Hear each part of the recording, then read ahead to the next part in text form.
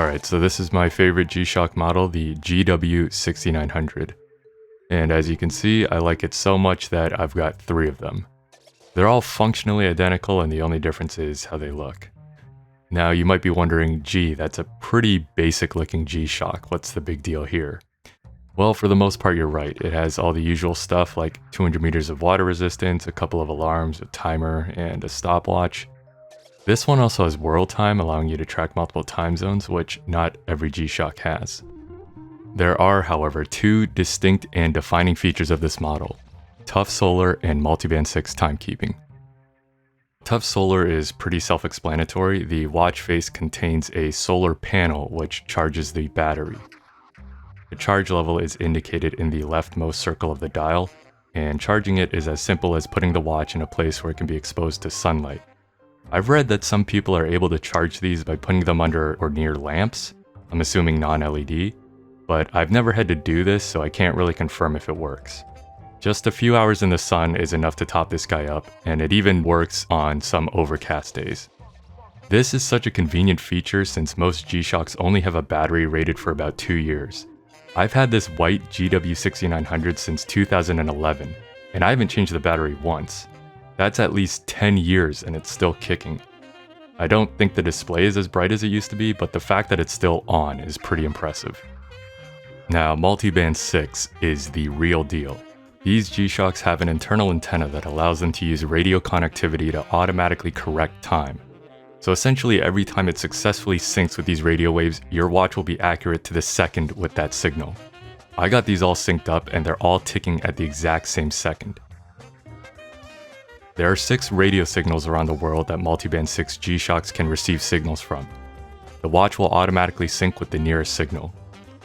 In North America, where I am, the only signal is in Fort Collins, Colorado.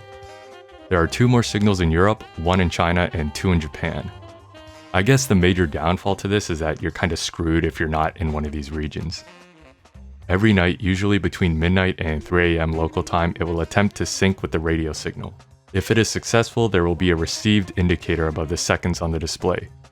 You can also check the exact time and date that the sync occurred. So that's fucking kick-ass. But wait, multiband 6 and solar charging, don't a bunch of G-Shocks have that? What about those?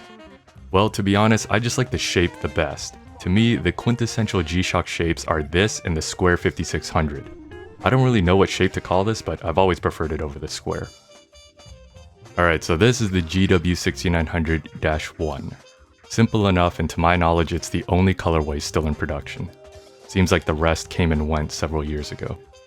I got this in 2017 from Amazon, and oddly enough it came in this old school box and tin. Aside from this watch, I've never seen one of these before. Apparently getting this tin these days means the watch is new old stock. Interesting. Thanks to the neutral color scheme, it's pretty versatile and as a result got a lot of wrist time when I was in school. Also, a strange thing to note is the band on this colorway in particular is skinnier than the other colorways. I have no idea what that's about. Now this white one is the GW-6900F-7.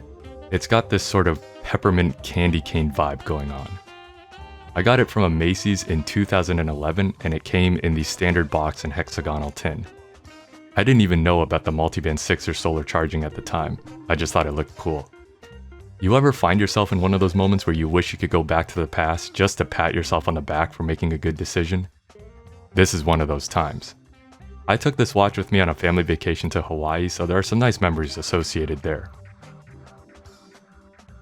This orange and black one is the GW-6900B-1, not to be confused with the GW-6900BC-1. I got this in 2021 from Yahoo Auctions Japan. G-Shocks in Japan often come in these jewelry-style display boxes. I always wondered why we don't see these in Western markets. Maybe they think we're too barbaric for something so delicate. So anyways, just by coincidence, all 3 of the GW-6900s I own came in different boxes. I can't remember if the condition was new or like new, but nevertheless, it looks pretty good to me. I definitely had to pay considerably more than what these watches used to retail for, but considering these things have long been discontinued, I didn't really have a choice. I remember seeing this watch as a kid at a jeweler's at a mall. Yeah, I know, G-Shock at a jeweler's. Anyways, I was going away on a multi-day school trip and my parents wanted me to bring a watch. I was attracted to the orange because how often do you see someone wearing orange? And they asked if I wanted this one, but I told them it was too big and expensive. I guess I was a good kid, but I'd go back in time and give myself the finger on that one. Nah, I'm just kidding. Even my dad told me at the time that he knew G-Shocks were well made. I settled on a $20 watch from a department store and the integrated strap literally snapped within a year. So that sucked.